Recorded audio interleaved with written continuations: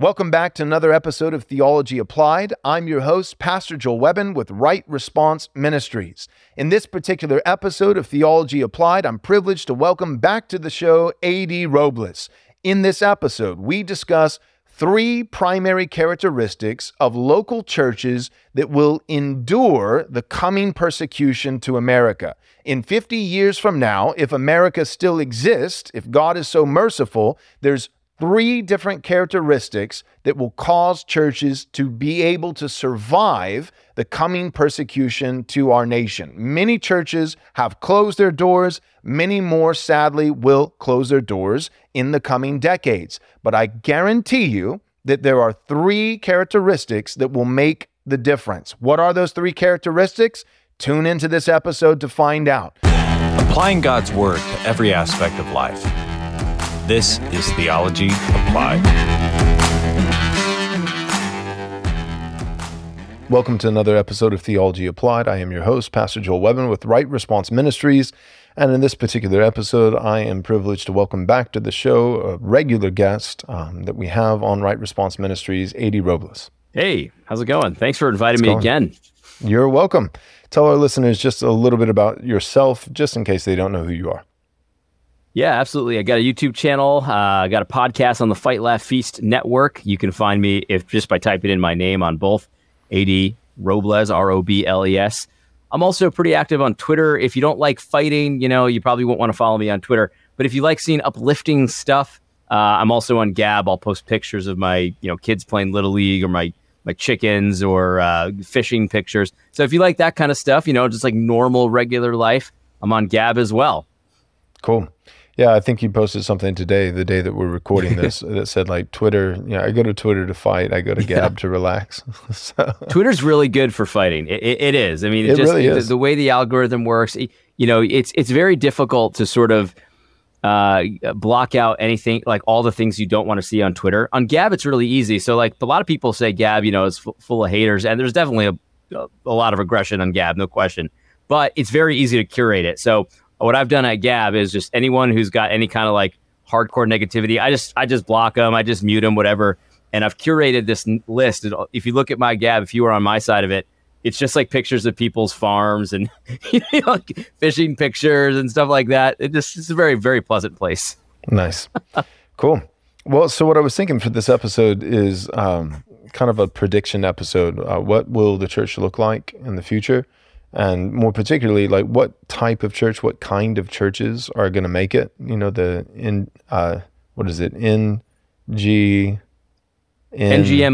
not going to make it. I'm like sitting here. I like that one. That's a good one. Yeah, not going to make it. And so like what kind of church, kind of maybe a white pill spin on it. What kind of church is going to make it? And I've thought of three things that I think that we could just kind of go back and forth and discuss. The type of church that I think, is going to make it. Like, I'd love to say, I'd love to do on this episode, say, well, there's 7 things, like being confessionally reformed and being covenantal sure. in your theonomy and presuppositional and patriarchal and, Kuyperian and that would be nice theonomic. And neat. Right. Yeah.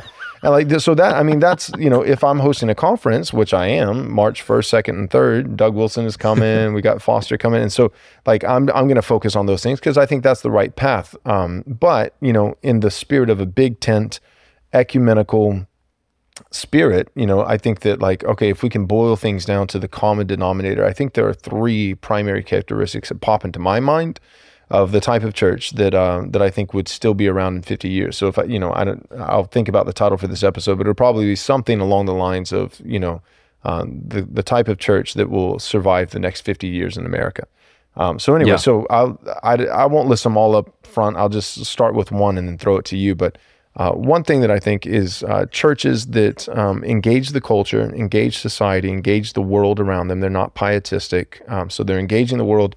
But also they have a certain optimism. They think that they can win, and I don't mean by that they're that they have optimistic eschatology like post-millennialism. Again, that would be like one of if that's that's my path. I'm going to try to get guys to be post-millennial because I think it's true. But I'm not saying that you have to be post-millennial. I'm thinking of like there were certain things that were wrong with this movement, but like the Joshua generation, in a few decades past. there was a lot of good things that came out of that. And for the most part, a lot of these guys, they weren't Calvinists. They were Arminian, kind of Arminian decisionism Baptist with the dispensational, premillennial ingrained, eschatology. That's just the air that they were breathing. And yet they were raising their kids, homeschooling their kids, raising them to know the Lord, and not just to retreat, but to actually run for political office and to try to change the fabric of society with a mindset that not that Jesus is going to come back in 20, 30, 40,000 years, but that Jesus might come back in 50 years. But they were thinking, okay, but 50 years, my kids have to live during these next 50 years, and I'm going to have grandkids in these next 50 years. So I'd like these next 50 years to be good. And so anyway, so that, I think like even the dispensational, so I'm not making it eschatological. I'm saying even from a dispensational pre-mill standpoint, which I would sharply disagree with, just like post-mill, we're saying, okay, the trajectory overall is up, but there are dips along the way. I think we're in a dip right now. Well, you could be pre-mill dispy and say the overall trajectory is down, but there are some spikes along the way. So why wouldn't you, because we know in the last 2,000 years, even if you're dispensational premillennial, you can't argue with history that in the last 2,000 years, we've had some good moments. We've had some spikes where things actually improve. So there's no biblical argument to say that that couldn't happen here and that it couldn't happen now. So no matter where you're at eschatologically, I think that every Christian should believe that we might be able to win a battle or two, and winning a battle or two could make a world of difference for our children and what kind of life, the quality of life that they're going to have. And so I think, so I'm not saying every church is going to be post-millennial, but I think over the next 50 years, churches that engage the culture, society, politics, and engage it with an attitude that engagement matters and that it's not just beating at the wind, it could actually make a difference. I think that kind of church will last. I think any church that's pietistic, that doesn't really engage the culture or thinks that there's not even spikes along a downward trajectory, that there's no victory, not even for 10 years or a decade, I think those churches are going to go the way of the dinosaur. Yeah. What do you think?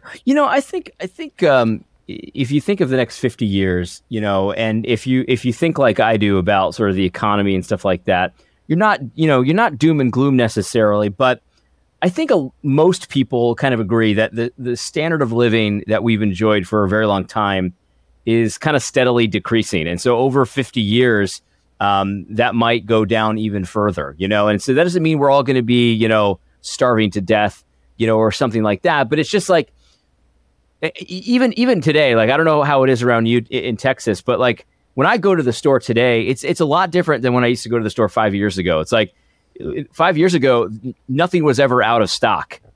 These days, certain things are out of stock from time to time. And that's not a big deal. I don't want to seem like I'm complaining. We still have an abundance. We still have everything we need, but it's just different. And I think, it's more similar to what you see in other countries, where they don't have as quite the standard of living that we do in the United States, or at least that we've had. So as the standard of living goes down, I think people, they do tend to sort of cling to spiritual things a lot more joyfully. I don't know if you've ever noticed this. Like, if you've been on a mission trip to a poor area, whether it's in the United States or outside the United States, the churches are just a lot more optimistic, I think, than some of the churches that I grew up in Connecticut. You know what I mean? And I don't know if that's just because they're charismatic, or maybe that's part of it. But I don't know. I feel like people they need an outlet for positivity when things aren't quite going as well as they want them to be. Right. And maybe that's part of it. Maybe it's just kind of a natural thing where life's a little tougher. So, you lean on the church for more of your joy. You get together with people, you hang out, you do these things that maybe you wouldn't do if things were better for you. You know what I mean? Things were going really well. I don't know if that's really real, but to me, I've noticed that when I've gone into poor areas, the churches in poor areas, church is a little different. Yeah. You know what I mean? Right. Yeah. That's more positive, but a lot of that does come from what you just put your finger on, the communal aspect. It seems like the communal aspect. That's it. Right. That's actually exactly what I'm thinking of. Yeah. Because I think part of it is when you have so much stuff, you're more content to be alone. So it's just I'm just going to spend a quiet evening, like a lot of Americans, when they think of even on Twitter or social media, describe, the perfect evening. A lot of people, the description that they would that they would, put forward for the, an evening that they would enjoy would be an evening alone, or maybe an evening just with their spouse. It would be, I know I'm like that. Right, exactly. Yeah, it would be a book or a glass of wine or watching a sunset or in a hot tub, but like none of them. One common denominator is that it's not this big communal kind of thing. Whereas like you think of Southern slavery, in America, and like part of the reason why like the black church would have still even historically to this day, the overtones of this continuing, like traditionally really long services, like 5-hour long church services where it's just singing and singing and Sure. singing and singing and preaching and preaching and preaching and preaching. Without getting into any of the theology, like part of that does come over from like, all right, if life is hard 6 days a week, then on the Lord's Day, it's like, this is a moment of reprieve and we don't want it to end, but they spent it together. You know what I mean? Like, it wasn't like, hey, you would think like, I'm physically exhausted, I'm just going to stay home and sleep all day, but that wasn't the mindset at all. It was like, I don't want to waste a minute of daylight. I'm going to get with the saints, get with my brothers, get with my sisters, and we're going to have some good old timey church, and it's going to be all day long. And so I'm with you. Yeah, and I don't think it's a matter, like you said, it's not really a matter of eschatology, because I think of a lot of the people I'm thinking of, and my grandparents, for example, are one of them. I used to go to their house in the Bronx, and compared to people in the Bronx, they were pretty well off compared to like some people in the Bronx. But, like their eschatology, like they didn't share what you and I believe about eschatology. They thought that the world was going to hell in a handbasket, but they didn't really act that way. You know what I mean? They had a family. Their kids had a lot of kids, and they were planning for the future. They were setting money aside. They were doing this. They were doing that. They had an expectation of, we've got to make moves here. You know what I mean? Even though their theology was not that way, it was sort of like, Christ is coming tomorrow, probably. And I think I've heard my grandmother even say that many times. It really wasn't like that. It's just they were making moves in their own way, and they felt like, like Christ was on their side, and they could do what they needed to do, and they had confidence in the future. They had faith in the future. So yeah, it's a very interesting dynamic, because you're right. It really doesn't have a lot to do with their formal eschatology. You know what I mean? Right. Yep. Yeah, that's interesting. Yeah, I think you're right about that. Going into the future, the next 50 years, people are going to be looking for that a bit more, because there's a lot of black-pilled people out there, Joel. I don't know if you've noticed. There are. A lot of them are Christians, sadly, or at least professing Christians. But yeah, so I think post-millennial eschatology is on the up and up. I think there's a resurgence. So I think we are going to find more post-millennial churches, and I'm excited about that because I think it's biblically true. Not just because it's fun, not just because I think it appeals to young men, which I do think it appeals to young men. There are all the pragmatic reasons and but ultimately I think that it's true to the Scripture. I think it's what the Scripture teaches. And so I want to see that become a more dominant, eschatology, and I think that's going to happen. But my point is, I think if I'm getting down to the common, the lowest common denominator, I think it's simply going to be people who believe. It's going to be not so much anti-premillennialism. I think it's going to be anti-pietism. It's going to be anti-retreatism. And it's going to be people who are engaging the world.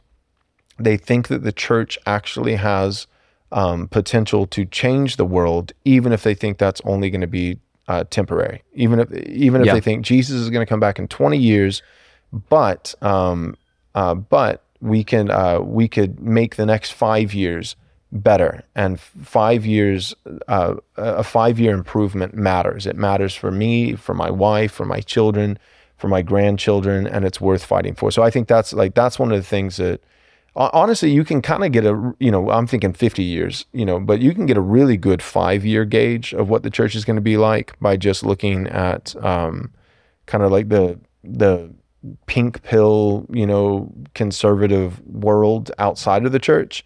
Because that's really, the church is just, it's embarrassing how behind. Like right now, I think the church is more woke than the world. And it's because the church is always like 5 to 7 years behind. So the church, like there are guys like establishment regime, big Eva guys who are literally like, they're more woke than the average person that you meet at the grocery store. And it's not because that person at the grocery store wasn't that woke. They were that woke in 2020. and they're just up with the times, but JD Greear still hasn't got the memo. You know what I mean? Like isn't that embarrassing? Like, yeah. Yes. But it's true. It's so true. So my point is, like, I think like the church is going to come out of wokeness, and this is so sad to say, like, but why am I confident the church is going to come out of wokeness? Well, first, because I think Jesus is Lord and he's the head of the church and he's not going to abandon us. But secondly, I think the church is going to come out of wokeness in approximately 5 years because the culture as a whole is coming out of wokeness, and the church usually follows the culture 5 years behind. So. Crazy stuff, man. Crazy stuff.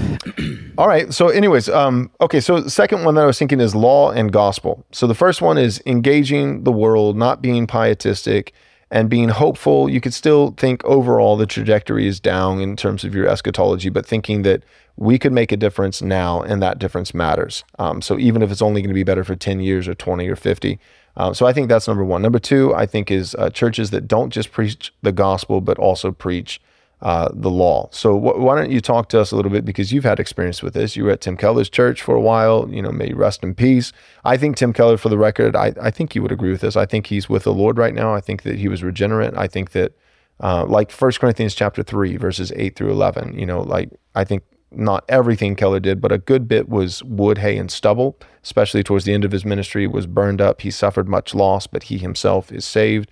And so I think Tim Keller is with the Lord. But I think Tim Keller probably had some regrets. Right now, I think he's in eternal bliss. But I think when he first, saw the Lord, there was some apologies that were taking place for some of his latter ministry. But all that being said, so I'm not trying to pick on him because I know he just recently died. But my point is, Tim Keller is kind of the pinnacle, the epitome of what I would call not gospel centrality, but gospel myopticism, gospel onlyism. Can you talk about problems with that? Preaching the law. Here's the thing. I think that, especially men, there's a need for like a practicality to the faith as well. So listen, a simple faith, that's a beautiful thing, and you trust in the Lord for your salvation. That's a beautiful thing, and it's part of the commission. We're baptizing the nations in the name of the Father, the Son, and the Holy Spirit. So that's like, obviously we've got to focus on converting people to the faith. That's for sure. But I think men, especially, like I think men get frustrated when it's like, you ask questions. Cause I remember I used to ask this question. So like, okay, now what do I do? You know what I mean? Like, and basically the answer that I would get is like, well, you just come to church on Sunday and you sing these songs and, maybe we'll talk about our struggles with sin, and that's about it. But that's not about it. Mm-hmm. You know what I mean? Because the commission itself, a whole half of it is about teaching them to observe everything that I command. And so I think that what you're kind of referring to here is that the churches that'll survive are actually going to be doing the second part of that commission. Now, right. The question that I have is, are they doing it for good or for ill? Like, are they teaching the right way or the wrong way? Right? Are they teaching you? But I guess your point is, to survive one way or the other, whether it's a solid church or not a solid church, they're going to have to be doing that. They're going to have to, it's not going to be enough to have the sentimentality to survive in the next 50 years. Right. I think that's kind of what you're driving at, right? Yep. And I think part of obviously, I prefer they teach correctly. Now is the time to leverage the MAGA economy. With Private Family Banking System, you can leverage savings in government qualified plans, such as IRAs, Roths, 401ks, and 403bs. Remember, your 401k type savings are a future target for higher income taxes. Properly implementing private family banking methods will enormously impact your short-term cash use and success in building long-term multi-generational tax-free wealth. If you have consumer debt, no problem. They can help accelerate the payoff. If you have a small business, this gets even better. You can invest in the stock market or buy gold or Bitcoin while simultaneously making money on your savings. Does this sound too good to be true? Well, come and join a community of business owners, entrepreneurs, and investors who will show you how to multiply your money while enjoying added income tax protection and building legacy wealth. Join this parallel economy group today. Send an email today to banking@privatefamilybanking.com. Again, that's banking@privatefamilybanking.com, and one of our partners will contact you. Also, don't forget to click the link in the show notes below and download a copy of their free ebook, How to Build Multi-Generational Wealth Outside of Wall Street and Avoid the Coming Banking Meltdown. America is a country that was founded for the purpose of allowing Christians to do their duty before God, not to have their consciences ruled by the doctrines and commandments of men. Reece Fund exists in order to see the 10 Commandments properly applied, not just as a plaque on the wall, but to actually be used in business as though they're commandments from God that we're supposed to obey. Our goal is to find businesses and to buy them and to build them up. We want to find manufacturing businesses and use them to make sure that we can maintain our capacity to do things here. Reece Fund, Christian capital, boldly deployed. Right. But I think part of that is what you just said in terms of like men needing to have, be practically told what to do. I think a lot of that we were able to assume in like, a neutral world where there wasn't quite as much opposition. Sure. And with a better economy where it was easier to provide for a family, easier to get a job. More people, it was just what you did. You got married, typically in your 20s, you had a few kids, you bought a home. But now, like, those things aren't givens anymore. Like, now it's like really hard to find a woman that you trust enough not to ruin your life. That's why, like, you have the whole red pill manosphere, on the secular side of things that is totally not Christian. And like their advice, they're giving law, they're giving practical, steps for men. And those steps are get a vasectomy in your 20s, don't ever get married. And I get it. I mean, it's totally, it's not red pill, it's black pill. Like they're totally wrong. But I get the sentiment because what they're thinking is, if you marry a woman, you've just given her a loaded gun. You have just given someone the authority and the power and the ability to completely destroy your life. And statistically speaking, it's more likely that she'll do it than that she won't. Right now, so I think my point is in the world that we now live in, because Christendom has been, leaving the port and going out to sea because of our rebellion and our apostasy, because of those things, and because God will not be mocked and a man reaps what he sows, and we're living in a worse world because of it, there are a lot more men who need direction than they used to. And they don't just need like man up. They need to be told how to be a man. What, practically, what does that mean Monday through Saturday? How do I get married? How do I discern whether or not this woman's gonna marry me and then take half of my stuff, and leave me, So anyway, so I just think, I think that trust Jesus. He died for your sin. Will not be enough. Churches that only, Keller always preached the first use of the law. So here's the law of God, and here's how it functions as a mirror that reflects to you your fallenness, your shortcomings, your sin. And then here's the gospel, here's Jesus and how he did all those things, the very things that you just failed to do. And all that was true, and then he's like, here's Jesus, and this is how Jesus fulfilled those things perfectly on your behalf, so trust in Jesus.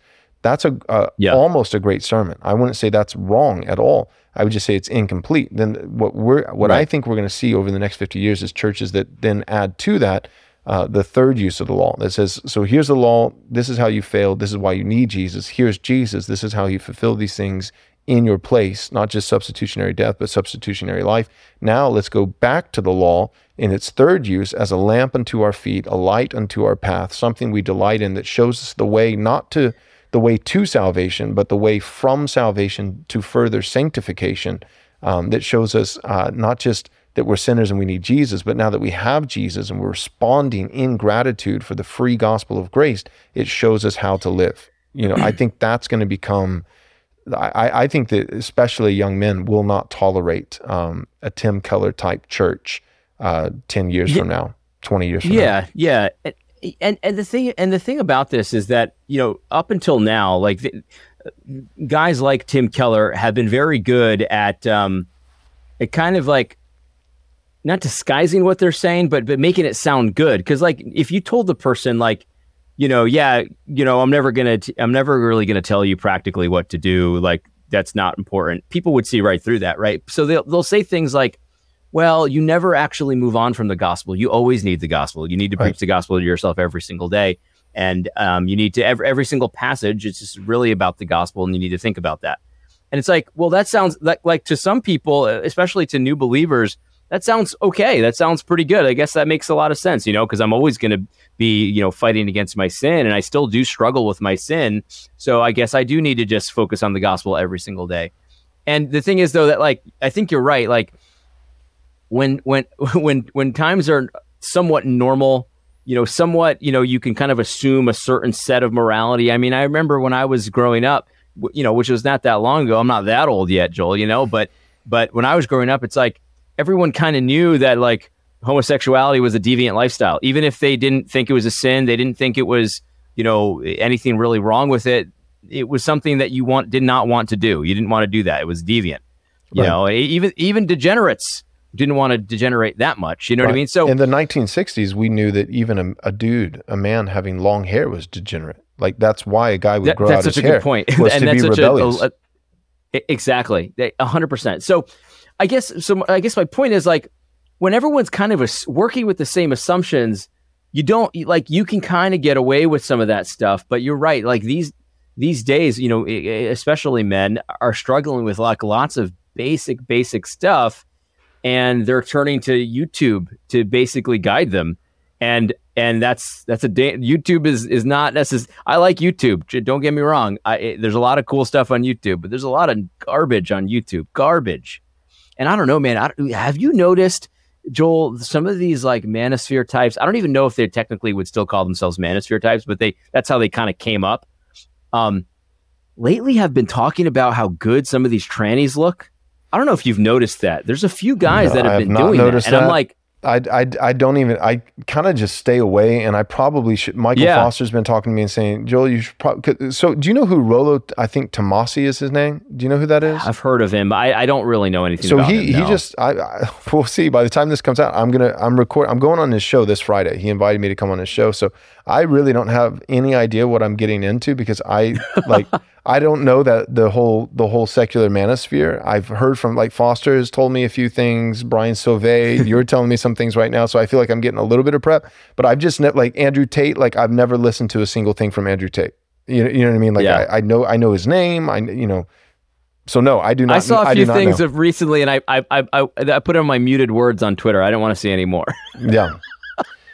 Anyway, the point is though that if we're talking about churches that are going to survive, it's going to be churches that have answers to some of these questions. Right. And again, hopefully they're good answers. Hopefully it's more than just, you got to man up, you got to be a man. That's nothing. That's not anything. But because otherwise they're going to find these answers somewhere else. And there's a lot of very bad answers out there for a lot of these basic questions. Yep. I completely agree. Yeah. Man up. I think, that phrase, man up, it came from somewhere. And when it first, originated, it probably made sense, because what was being said, you were talking to some effeminate, and it was probably, something a father would say, to a son, who's maybe he's 11, 12 years old. But, and I don't think that's wrong, because he's telling him, when he says man up, he's saying, for one, the boy knows what a man is. Right? Sure. We currently live in a culture that can't define what a woman is, or a man, and so, but that was at a time when people were saying man up, once upon a time, you could assume that somebody actually knew what a man was. And so what you were saying is, you were basically saying, obey the law of God, for you, as it pertains to you, a man. Right now you're sinning, you're being effeminate, you're being cowardly, you're being lazy, or whatever it is, you're being rebellious or disrespectful, or whatever it is, or you're not being chivalrous, and you need to be a man, son. You need to man up. Well, now when you say man up, it's what is that? What is it? So guys who just say man up but don't teach you what it is to be a man, that won't work. And then guys who say, well, Jesus was the perfect man in your place, so you don't have to be one. That gospel-centered preaching, that dog won't hunt either, so. Yeah. And the thing is, obviously, most people aren't totally brain dead. They understand that, men have, male parts and, things like that. But you're right. There is basic confusion about what's a man supposed to be doing. Like what is when a man and a woman get together and they form a family, like how do they divide up that labor? What's supposed to happen? Like what's like that stuff. I mean, people are totally confused about that stuff. You know what I mean? I think a lot of guys still have it in their gut. They know they're supposed to be the provider, but like they've been propagandized so much that they think it's almost like it's like sexist to even like try to assert that or to push that too hard. You're totally right. I think like the I don't know what a woman is kind of stuff. Yeah, there's some wackos out there that pretend like they don't actually know. They do know, but there's a lot of confusion about what we're supposed to be doing. What men are supposed to be doing, what women are supposed to be doing, and what they're not supposed to be doing. Right. Yep, I agree. So I think, law and gospel, like it's never anything less than the gospel, but that's been my hobby horse for a few years now, is just saying, okay, like if we really want to be gospel centered, well, a gospel centered sermon is not law and gospel, amen, let's go home. Quite literally, for it to be gospel centered, it's law, gospel, law. Like the gospel is in the center. Right. That's right. Like, so the gospel is flanked on not just the front end, but the front and the back on both sides. Right. It's like an Oreo cookie. You got, you got two little chocolate law pieces, and then you got that white creamy gospel in the center. And so, and that's the way the Bible works. It's here's the law of God. And in its first use, it's like, oh my goodness, that's God's a thrice holy God. That's his perfect standard. And I have not lived up to that. Oh my goodness. Woe am I, like I'm a sinful man, depart from me.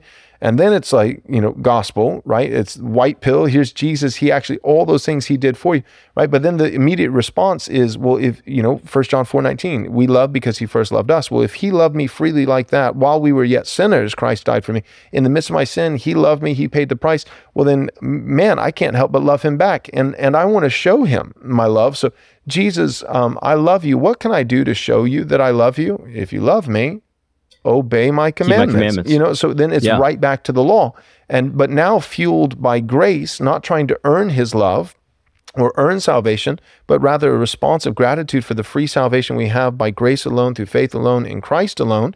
And you'll fail inevitably. And then you go back to the gospel, and then you go back to the law, and you go back to the gospel, and you go back to, but this idea that the law only functions in its first use initially to get a person to realize they're a sinner so that they'll get converted. And then it's just kind of that it's, and now we're no longer under law but grace.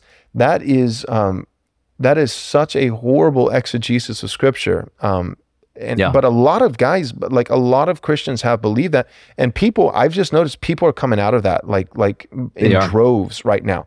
Like guys who say, hey, we're no longer under law, we're under grace. Yeah, if you're a Christian, you're not under the law in terms of condemnation. That does not mean that the law is no longer God's universal standard for morality and the light unto our path and the lamp unto our feet, the direction that we should orient our lives towards. That's not what Paul meant in Galatians when he says we're no longer under law but under grace. He said we're no longer under law as our final judgment, as our condemnation. We very much are still led by the law as a guide, as a compass. So anybody who's preaching you're no longer under law but under grace, we're antinomian, there's no place for the law here except for just to convince people who aren't saved yet that they need Jesus. I really think like those churches are going to go the way of the dodo bird, and already are. People are leaving those churches. I think so. And honestly, I think you kind of mentioned this a little bit earlier, but a lot of the woke stuff is an attempt to sort of fill that void of the law on the back end of the gospel kind of thing, because that's appropriate. That's totally appropriate.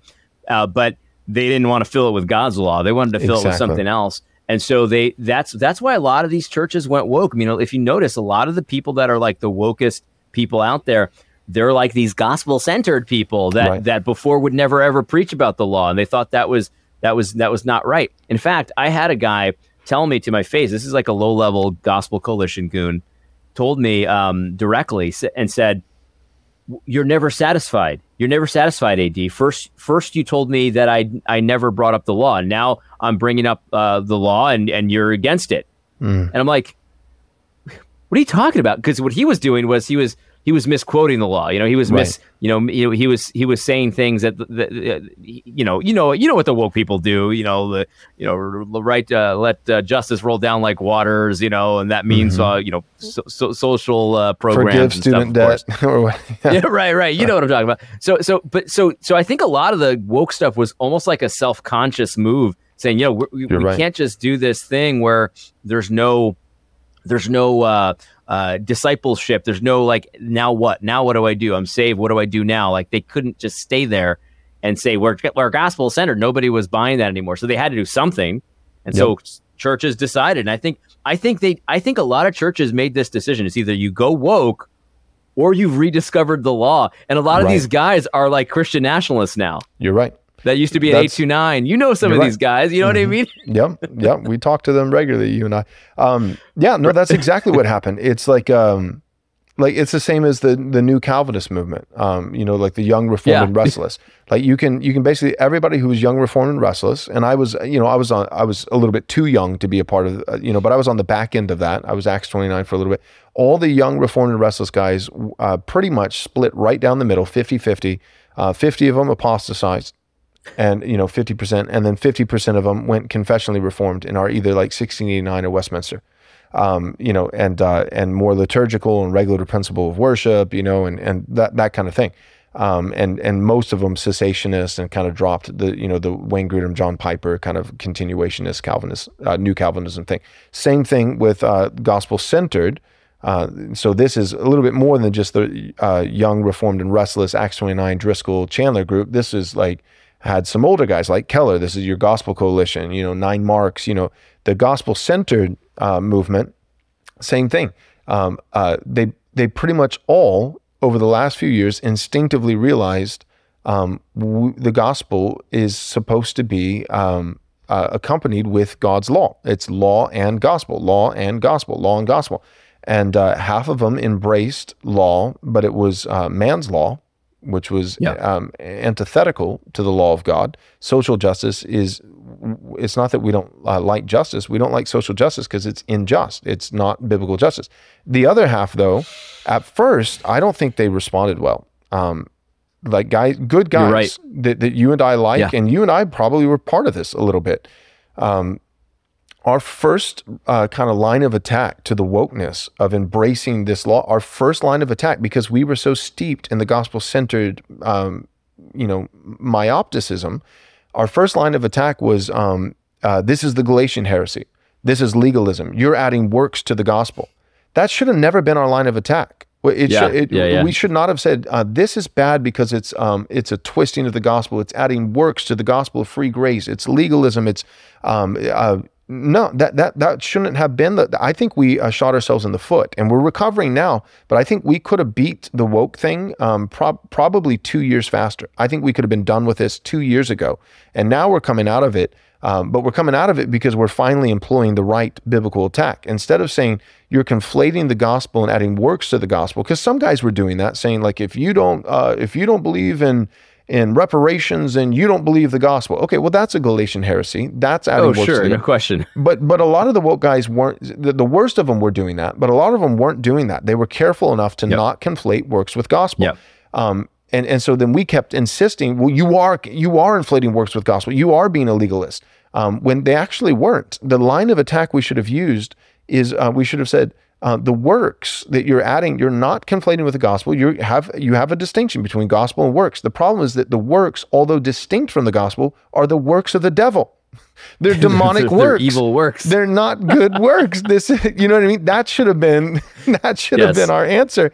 And you're dead on. It took us in my assessment, 2 extra years to, like, John Harris is on that train now. Like he's 100%. Like, no, he wasn't always there though. But he wasn't always there. He wasn't always there. And so and we could say that about John. He'll watch this and he'll laugh because he's a good friend. Yeah. But like it took me a little, I wasn't quite as much as John, but anyways, it took us a little bit to realize, oh, wait a second. The biggest problem with this is not a perversion of the gospel. A perversion of the gospel is a huge problem, but a lot of guys weren't. A lot of them were doing that. You're right, and in fairness to John, a lot of these guys, the worst of them, were definitely doing that. 100%. The worst guys were doing that. That's true. Yeah. So yeah, there were some dudes out there doing that, but not everyone, and and the ones that weren't doing it were still wrong. Yeah, the guys who were saying the whole gospel, that they were doing it. They were, when you start saying the whole gospel, and the whole gospel means reparations and Sure. you know, and universal income and whatever, and you're saying this is the gospel, or that you can't be saved apart from, then that is the Galatian heresy, adding works to the gospel of grace. And the worst guys were doing that, and John nailed him on it, and he was right, absolutely. But the minions, their followers, right? So you got a few elite guys who are doing that, but most of the guys are the followers, and I would say the majority of guys actually weren't doing that.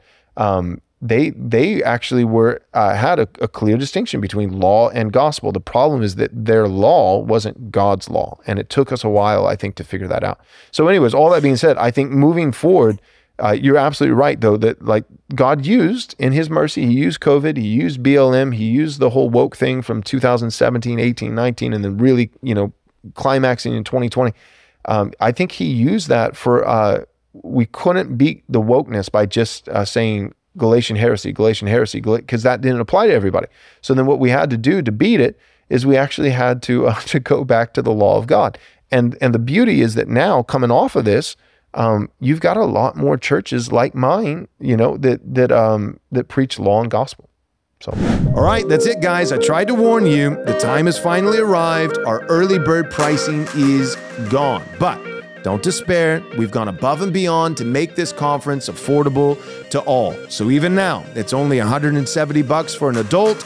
It's cheap for teenagers and free for kids. What am I talking about? Well, I'm talking about the Christ is King Conference, How to Defeat Trash World. It's happening April 3rd, 4th, and 5th, the year of our Lord 2025. That's a Thursday, Friday, Saturday, 3 full days, jam-packed with 8 main sessions, 3 panels, and an extraordinarily based lineup of speakers. We've got Steve Dace, Orrin McIntyre, Andrew Isker, David Reece, Stephen Wolfe, Eric Kahn, John Harris, AD Robles, Dan Burkholder, Ben Garrett, Dusty Devers, the Christian Prince himself, and yours truly, Joel Webbon.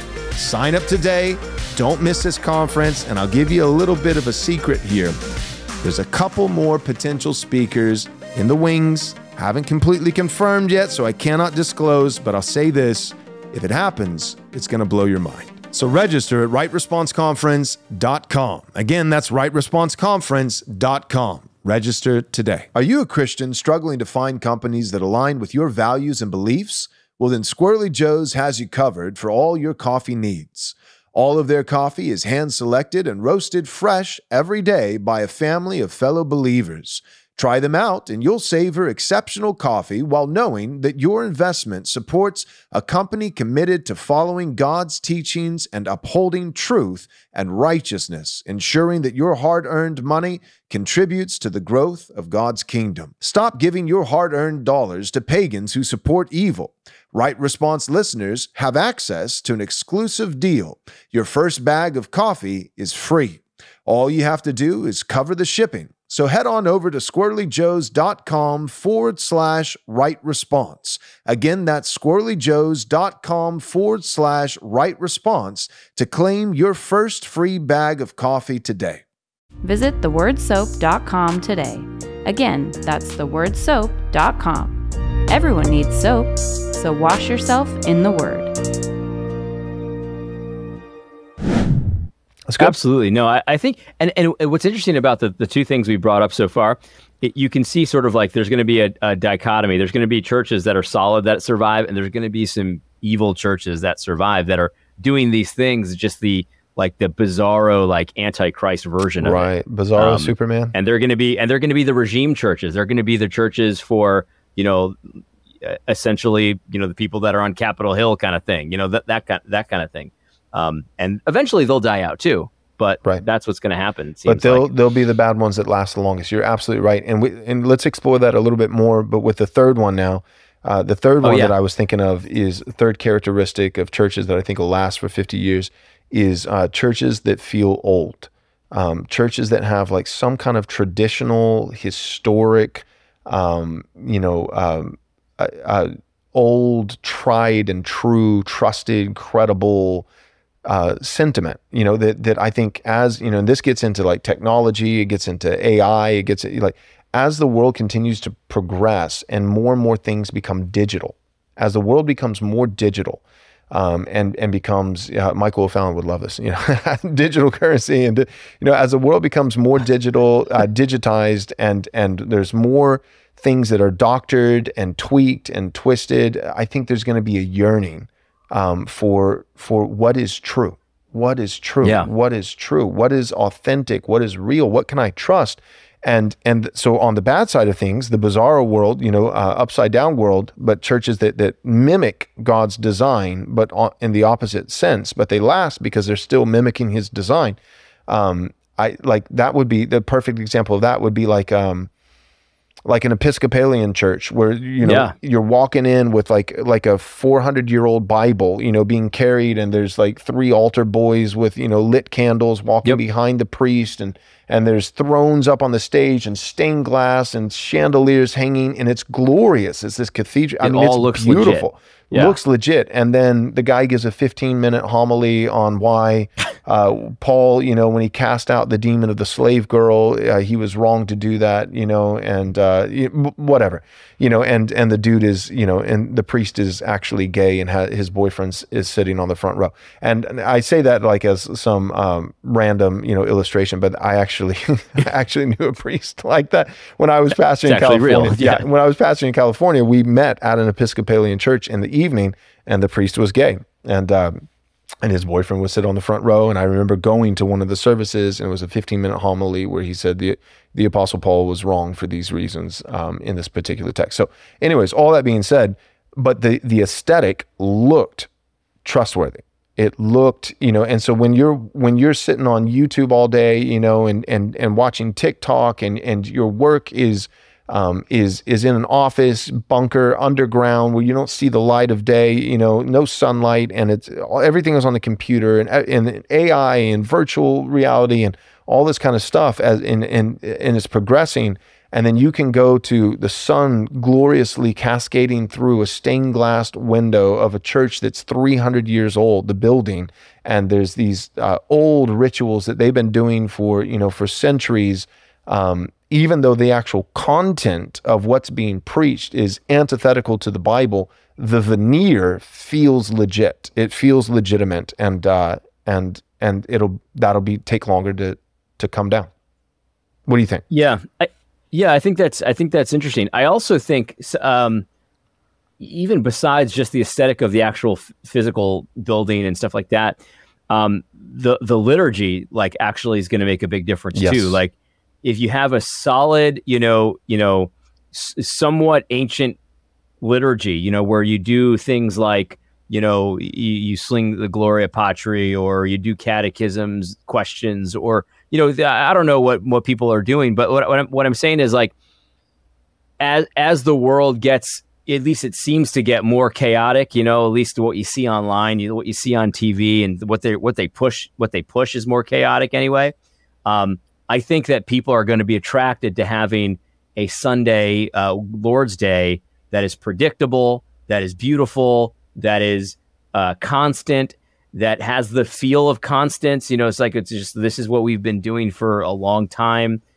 People have been singing, the Gloria Patri for hundreds of years. People have been singing, doxology for however long. I don't even know when these songs were invented, but I'm just saying, like, I think people are going to be attracted to that as things get more and more chaotic, especially online, because a lot of the things that are happening online with AI and this whole idea of like trying to get people to plug into this metaverse thing, I don't know if that's ever going to work, but it's something they're trying. All this digitization of everything, it's a way to introduce all kinds of chaos. Mm-hmm. You know what I mean? It's just a crazy. Anyway, yeah, I think you're absolutely right. So I think people are going to be attracted to that kind of thing. They're not going to want to go to the church where like anything can happen, and it's like there's skits and concerts and stuff, because that's just like everything else that they know. Yep. You know what I mean? And the world always does it better, and so because it's just a spectacle for spectacle's sake. It's not really like for anything. It's just right. So you're copying the spectacle in a place where it's inappropriate. There's no way you're going to do that right. Right.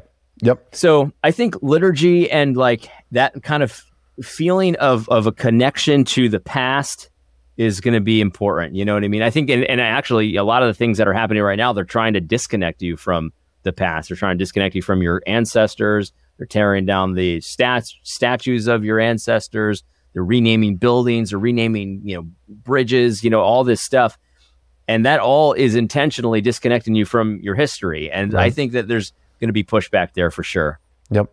I agree. So as a recap, the three things, one is guys who believe engaging the culture, the world, politics, society matters, and that you could actually experience success. And it doesn't necessarily, necessitate that you're post-millennial in your eschatology. But if you think Jesus is coming back in 20,000 years or in 20 years, the post-millennial believes the trajectory overall is up, but there are dips along the way. The dispy pre-mill guy, on the opposite, of the spectrum of eschatology, he believes the trajectory is down overall, but even he believes there could be spikes along the way. And so anybody who believes that even from a dispy pre-mill standpoint, anybody, regardless of eschatology, if they believe that engaging the culture matters, that pietism be damned, engaging the culture matters, and that it could actually be successful, that our engagement, it matters because it actually, by God's grace, could make a difference. I think that's going to be a big factor. The second one, law and gospel, not just Jesus was Jesus so that you don't have to be Jesus. Thank God for Jesus. Let's go home. But no, here's the law. Here's how you're a sinner. Here's Jesus. This is how he fulfilled it. In light of his free gift of grace for you, fulfilling the law in your place, you now love him as a response. And those who love him will obey him, and he has commandments, and here they are. And so in gratitude, not trying to earn his salvation, but in response of gratitude for his salvation, we're seeking to obey in order to demonstrate our love. We show our love to Christ through obedience. If you love me, you will obey me. So preaching law and gospel, particularly the third use of the law, not just the first that reveals that you need the gospel, but then the third use of the law as a response to the gospel. And then the third thing is churches that have some kind of history, some kind of tradition. I think confessional churches will do particularly well. I think the building, the cathedral, if you got it, great. Praise God for that. But I think if you're meeting in a barn, like a Western hoedown, country line dancing place where I'm currently meeting in Wahlberg, Texas, with, cows around and stuff like that. But having like a robust liturgical worship service, which we have, it's simple church in terms of the aesthetics. I think aesthetics matter. Angels in the architecture, I'm down for that, but it's just what we have right now in the providence of God, and we're grateful for what we have. But even if it's simple church in terms of the building, you can still have robust, historic, rooted, grounded church in terms of just your liturgy and your worship, your order of worship, and the way that you preach and those kinds of things. And I think that with technological advances and people constantly pulling the wool over you, institutions everybody's lying to you all the time. People are lying to you. So to have something that feels rooted and timeless and tried and tested and true will go a long way. So I think those are the three things that I 100%. Thought of. Any final thoughts on that or final word? I think all of these things, when you think about them all together, I think people are going to be looking, and they're already doing this, looking for like an authenticity to everything. You know what I mean? Like, I know lots of people still go to mega churches. I don't think that kind of thing is going to survive into the future. And one of the big reasons is because it's very difficult to do the community thing, or even to be quite honest, like it's very difficult to even like really pastor people, or even like to even do the basic stuff right in that context. I'm not saying it's impossible, but it's very difficult. And so, and I think that I think automatically some of the kind of like traditional feel of church goes out the window when you have 10,000 people in your church, and video screens everywhere like a stadium. So anyway, all that to say is that I think people are going to, the stuff on, look, internet is part of real life. I'm not going to say do the thing where it's like internet's not real life, but with AI content creators and all kinds of lying content creators, there's one common carnivore diet content creator that presents themselves as a man, but it's actually a woman. Okay. And anyway, whatever. Like the point is, like, there's all kinds of lying going on and deceptions and things like that. People are gonna, I think, rebel against that to some degree, and they're still gonna consume online content, of course, but the voices that are too easily manipulated by or copied by AI, like, if I type in AI right now, ChatGPT, give me an article about the latest event, in the style of Gospel Coalition, it will be identical to what you'll find from Gospel Coalition. Right. That's going to go the way of the dodo. Nobody's going to want that anymore. Right. They're going to want, more authentic style online content. But I think they're also going to want just in real life people people that they could hang out with, that they could grab a beer with. If you're Presbyterian, if you're Baptist, maybe grab a grape juice or something like that. We have wine for the Lord's Supper because we're biblical, and I drink beer. And you know this, AD. We have drank beer together. I do know this. Okay, so. That's why I said it. But I'm one of the minorities. I admit that. I admit. Anyway, but my point is, like, they're going to want to have people that they're serious about the Lord, but there's as little pretense as possible. I think sometimes, I'm not saying this is true of every megachurch. I've never been to every megachurch, but when I go to megachurches, you've got the greeting team, and you've got this, and everything seems very contrived. Now, every church usually has that. They'll have someone that goes up to new people, but when it's in a smaller context, it just does not feel the same. You know what I mean? It does not feel the same. Have you ever visited a smaller church where you kind of had the idea that, this is the guy that they send to new folks to talk to them? Like, it's different. It's different from a mega church to a smaller church. Right. Anyway, I think all this stuff is all about human connections and, like, authentic connections, because what we get online and what they're trying to push on us is all inauthentic. Mm-hmm. I mean, even down to, like, the sexuality, like, they're trying to push transsexuals. That's inauthentic, obviously. To say the best about it, it's inauthentic. Right.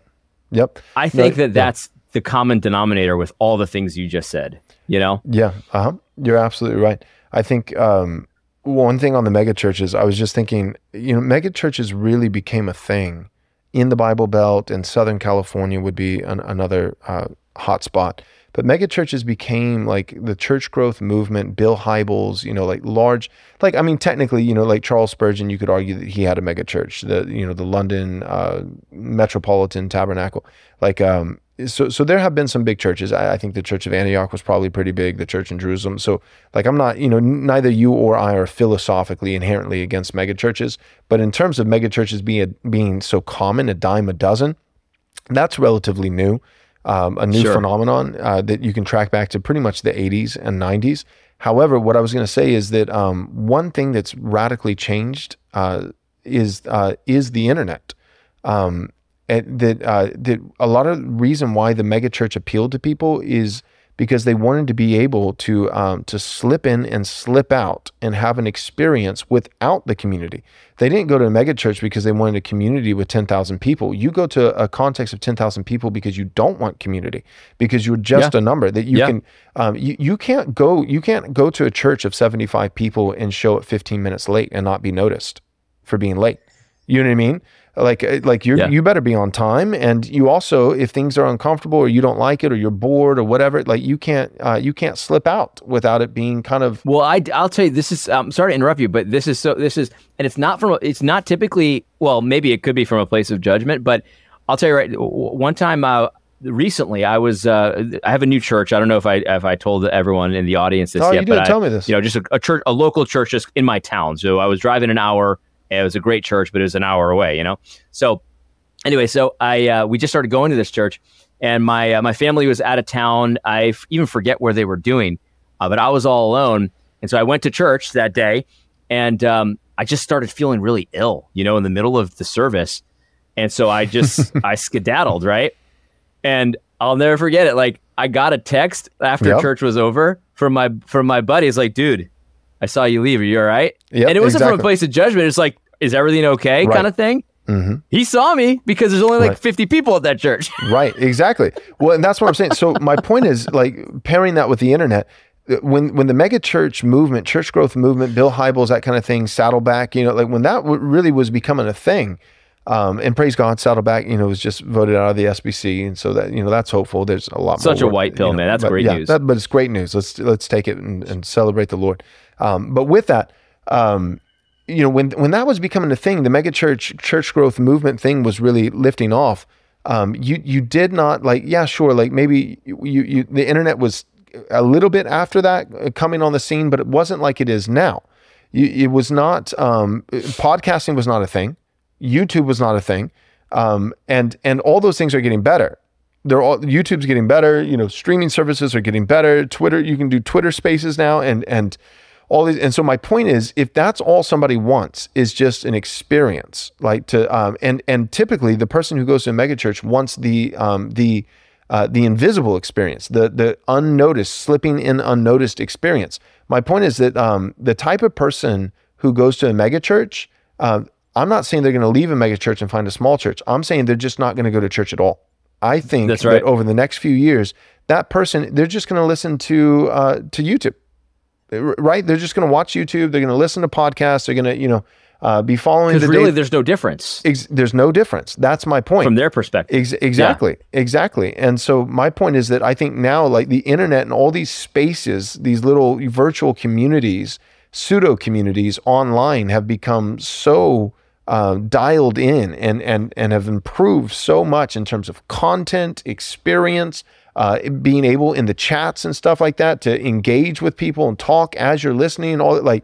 Why get out of bed? And so I think that the only, the mega church is gonna, I think it's going to become extinct. I really do. I think that the only thing that's going to endure is when I'm thinking I got to get out of bed. Well, for me, I won't use me as an example because for me, it's I need to worship the Lord. I need to lead my wife and children. I also need a paycheck. It's my job, So there's a little different for you. My situation is a little bit, but the average person who's a member at Covenant Bible Church, the church that I pastor in Central Texas, when they show up, they're showing up because they're thinking it's the Lord's Day, and I need to take the supper. I need to eat the bread. I need to drink the wine. I need to sing and address one another, not just God that I can do privately while listening to a worship CD, or CDs aren't even a thing anymore, worship, whatever, but like a song on Alexa, whatever at home. But no, I'm commanded to address one another, the saints with psalms, hymns, and spiritual. So I need to sing to people. I need to eat bread, drink wine, renew. It's a covenantal renewal ceremony. I need to renew the covenant. I've broken the covenant this last week. Renew the covenant with the Lord. Remember my baptism. I need my kids and my wife to be washed in the Word, to be physically present there. And I need to check up on these people that I love and that I know, and I need to touch them and shake their hand and ask them, how are you doing? And go to lunch with them and blah, blah, blah. And I think that will never get replaced. The metaverse cannot replace. There's no substitute for that. That will never go anywhere. That's Jesus' model. And if it ain't broke, don't fix it. So that's going nowhere. But you look at the average mega church, seeker-sensitive kind of church experience, and I'm looking at that, and then I'm looking at Twitter Spaces, and I'm looking at Jordan Peterson lectures with the Daily Wire, and I'm thinking, mega church is it has a short expiration date. That thing ain't gonna last much longer.